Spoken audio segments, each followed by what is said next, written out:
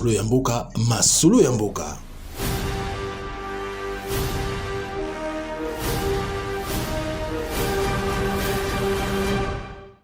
Balanda kaka masolo ya mboka na pesi bino mbote mingi balanda émission masolo ya mboka.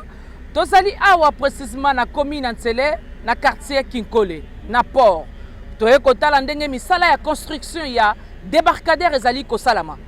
Débarcadère ezali bazali ko benga ngo autrement port moderne. Ngai na koloba mingi te bozona no bilili ndenge bazali kosala misala yango ya construction e bongo tokutana na sima. Merci. Masolo ya mboka, masolo ya mboka.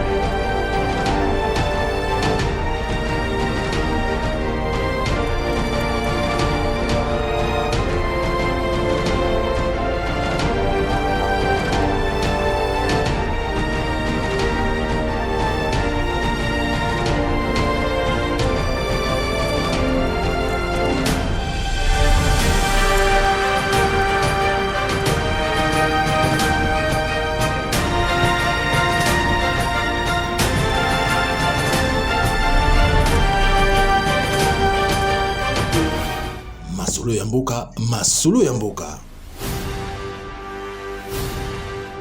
Na kati ya débarcadère o babengi port moderne tokokuta awa tokokuta marché tokokuta chambre froide ya munene pona ebanda kosunga bamama obe bapapa oyo bazali conserver mbisi na bango tokokuta mpe babiro na place ya bamama na biso basalaka makayabu bozwana nu arrivé ya ministre Adrien Bokele ya pêche mpe élevage ebongo tokutana na nsima. Masolo ya mboka, masolo ya mboka.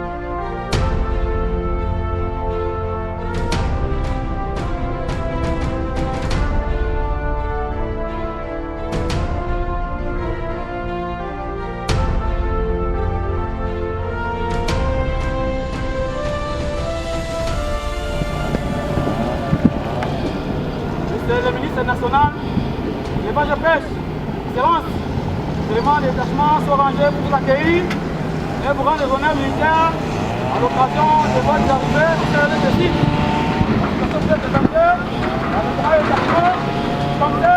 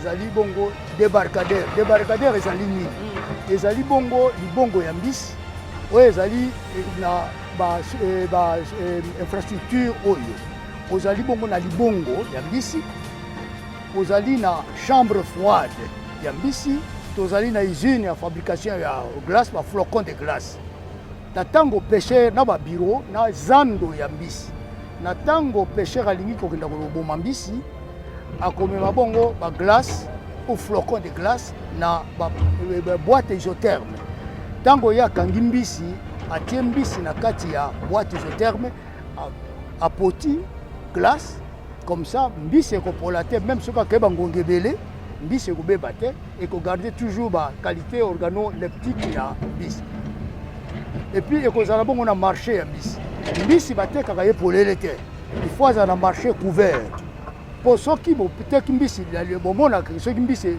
okei na baplace batekaka mbisi mbisi ezalaki na libanda eleki ntango molai olambi yango ekomi potopoto po ezali mal conservé.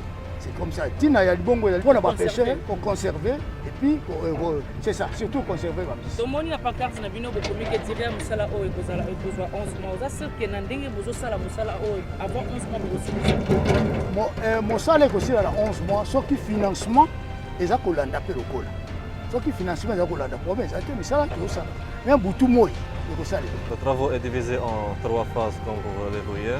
Le terrassement, le quai et le canal. Okay. Dans le terrassement, plus que 1000 camions sont déjà mis ici avec compactage. Dans les travaux du quai, les moellons, la compaction, le béton en propreté, la fondation, tout déjà achevé. En total, 86% du mur est déjà terminé. La semaine prochaine, à 100%, on va arriver dans le quai. Dans le canal, jusqu'à aujourd'hui, 30% déjà achevé et on va continuer le travail du terrassement et du canal. Après, quand on termine le canal et le quai, on va commencer ici à l'intérieur, de chambres froides, dépôts, salles de réunion. Tous les plans architecturaux vont être finis avant de 11 mois. Je d'abord que Nazali président de la Fédération des pêcheurs de la ville de Kinshasa. Nous sommes Nazali pêcheur. Nous sommes pêcheur dans la ville de Kinshasa depuis 32 ans. Jusqu'à aujourd'hui, sans interruption. Moussala oyo namoni pour la première fois na Vinanga, na ville de Kinshasa. Ailleurs, peut-être na Mona, na ba place au Tambola ailleurs, en dehors de la République, qu'il y a ba place au ménage pour na débarquement des produits de pêche. Ailleurs, c'est bien fait, mais na moni yango sikoyo. Le président de la République a promis taki, et puis à travers le ministre de la pêche et l'élevage a réalisé yango. Et pour Nabiso, Izali est 5 monènes. Donc, le gouvernement a copé cette importance dans le secteur de la pêche parce que Izali est un secteur où Izali contribuer pour relayer sa population. Et Biso, Izali pour relayer sa population. Pour Nabiso, ils ont 5 monènes pour aller là. Les intrants de pêche coûtent extrêmement cher. Izali trop cher pour confectionner un filet de pêche. Izali trop cher. À titre illustratif, pour confectionner un filet de pêche, il y a 1300 mètres avec shit, il y a 8 mètres de profondeur. Mais le filet, on a écouté 1 800 000. Et ce qui est commis à niveau de confectionner, c'est grâce à la dotation et au ministère. Donc, depuis l'avènement du ministre actuel de la pêche, son Excellence M. Djema Bokele Djema, il a fait un matériel de pêche sans. C'est-à-dire que par comparaison avec ma prédécesseur, en tout cas, moi, je la comparaison. Donc c'est vraiment. Non, il y a tout été. Mais il y a zomona. Ça fait plus de 32 ans que nous avons pêché dans la ville de Kinshasa. Et c'est pendant tout ce temps, nous avons toujours une organisation des pêcheurs. On n'a jamais vu. Et puis, Yende a boosté. Et puis, Azopé Sabiso est 5 ans. Et surtout qu'en dehors, il y a ça. Après, Sabiso a moteur hors bord. Vous savez que dans la ville de Kinshasa, les organisations de pêcheurs posent un moteur hors bord. C'était un cauchemar. Mais le loyo, chaque plateforme a au moins 2 moteurs hors bord. Donc c'est déjà quelque chose. Pour impulser, on peut produire beaucoup plus que ce salarié. Et même les autres vont mettre en place une coopérative de pêcheurs de la ville de Kinshasa. Grâce à Nabapuinaye. Donc il faut dire les choses telles qu'elles sont. Et c'est comme ça. Donc vraiment pour Nabiso, c'est une satisfaction totale. Débarcadère ezali kaka port ya pêche. Débarcadère na français outil na terme débarquer, verbe au biso nyonso toyebi. C'est-à-dire esika oyo ba pêcheur bakolongwa awa bakokende kosala mosala na bango ya ba pêche ya koloba pe bakouta kuna bakomemawa bambisi parce que mosala nino débarcadère esalaka awa ozomona ndenge misala ezosalama à la fin biloko nino tokomona awa tokomona awa un grand marché pour les pêcheurs. Donc ba maman ba papa ndenge tomona koye na Kinkole bazo teka bato nyonso bakoya awa ndi sikoyo bakobanda koteka wana eza liboso. Deuxièmement, soki bateki bato baye kosomba te mbisi ekopola moyen nini tokosala faut tosala bachambre froide awa okomona bachambre froide c'est-à-dire bapêcheur soki batekaki mokolo wana te olie bakende na bambisi na bandako bakotia bambisi na bango na bachambre froide. À part bachambre froide tokozala na baunité oyo ya production ya glace. Moto mosusu akoki koloba bon nazonga na ndako na mbisi oyo ya ngai il faut azala na baglace. Donc ils avaient baunité que produit déjà ba glace bien. Pe tokozala na ba point il y a séchage, c'est-à-dire bo balingi par exemple que mbisi na bango basa makayabu ezaka makayabu te. Toyebi bambisi ya ukauka pe ezalaka awa. Una kaukisa mbisi na ngai akoya na ba point wana okaukisa bambisi. Pe ba bureau ekozala il y a centre de pêche, donc il y a service moko, il y a ministère de la pêche, la bio et kozala wana.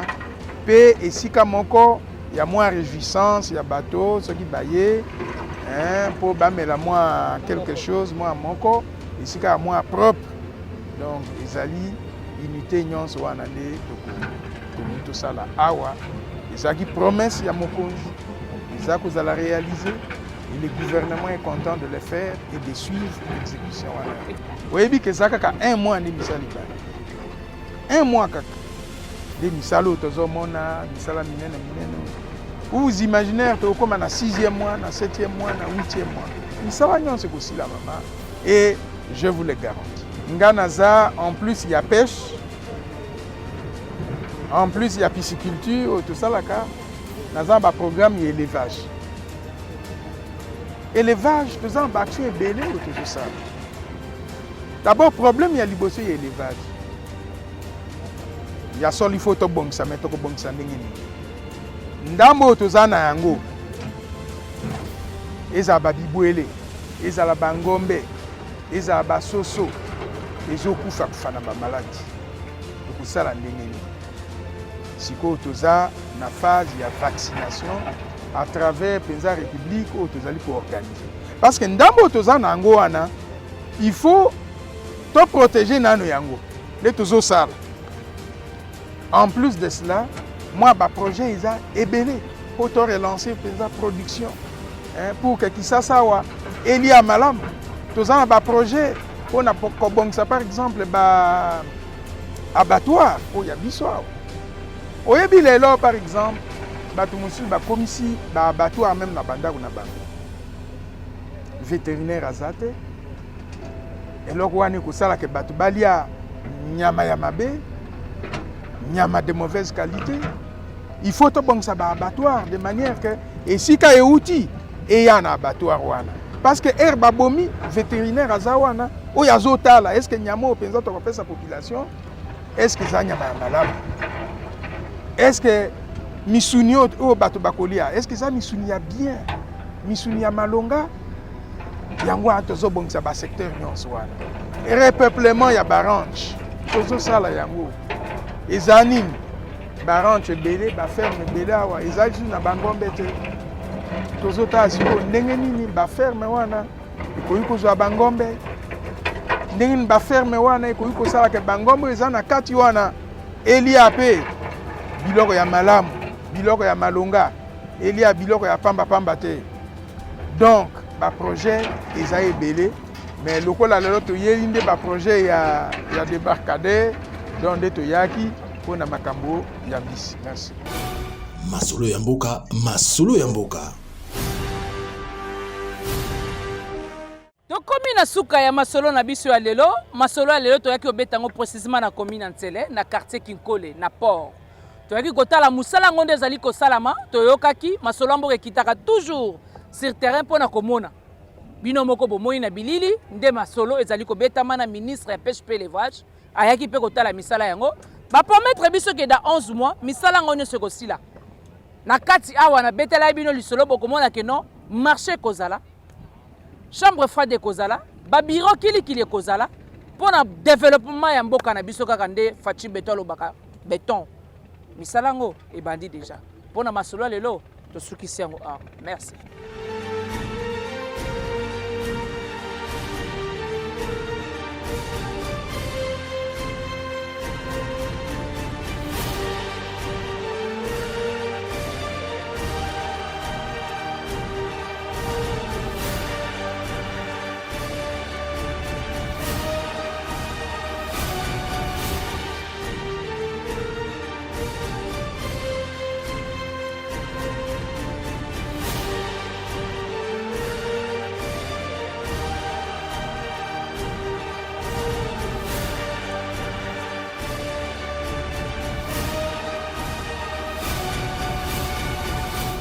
Masolo ya mboka, masolo ya mboka.